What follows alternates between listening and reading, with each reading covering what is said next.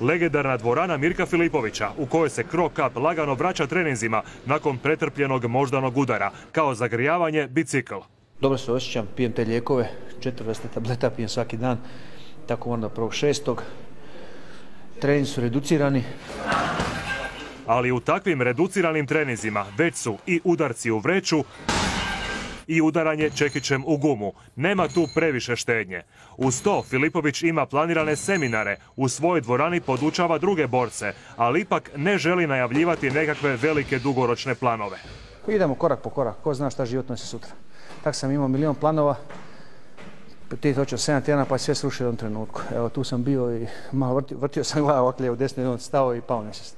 Dvojica boraca s kojima je trenirao ovoga tjedna su hrvatski Japanac Satoshi Ishii i Dubrovčanin Ante Delija. Za mene se nije ništa promijenilo, osim to što se neće boriti. A što se tiče treninga i sve, uvijek je tu s nama i čak i više u stvari. Pomaže nam i asistira kad spariramo. Duplo sam jači.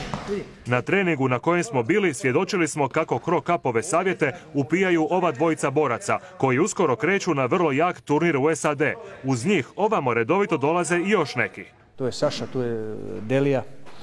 Bože, Delija hoće Stošić. Eto da imamo posljedice još. I to je to. Ima još par momaka mlađi koji dolaze. Naravno, nakon završetka karijere Mirko Filipović se ne bavi samo treninzima i dvoranom. Pozvao nas je u svoj dom pa da vidimo kako još provodi vrijeme. Cijela kuća puna je osvojenih trofeja i priznanja i uspomene su još svježe. Tek se treba naviknuti da je svemu tome došao kraj. Ima sam jednu veliku, ogromnu, bogatu karijeru. Stvarno nemam za čim žaliti.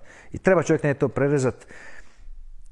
Malo se sad čudno osjećam kad sam tek postajem polako svjestan da toga više nema. Život mi malo opušteniji. Uz više druženja s obitelji, omiljeno društvo Cro Cupu čine njegovi psi. Jedan od njih, pekinezer Max, uginuo je baš kad je Mirku pozlilo krajem veljače. Ja sam tako kao dijete plakao. Nisu mi odmah isti dan smjeli reći, tek mi je supruga drugi dan nazvala, rekla da je plakala u rišti. Oni su već zakopali Maksa i ja. Ne znam, mislim, baš mi je bilo teško. Ja te pse doživljam doslovce kao članove obitelji. Još jedna omiljena aktivnost mu je kartanje i to sa stalnim protivnikom. Tu se nastavlja prava borilačka strast.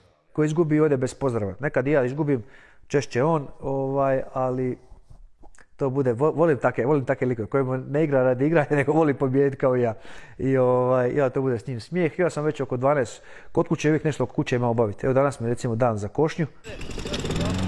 Pa kad je dan za košnju, neka bude tako. Ostavljamo legendarnog borca, kao što je nekad kosio suparnike, da sad u miru nastavlja s nešto lakšim protivnikom.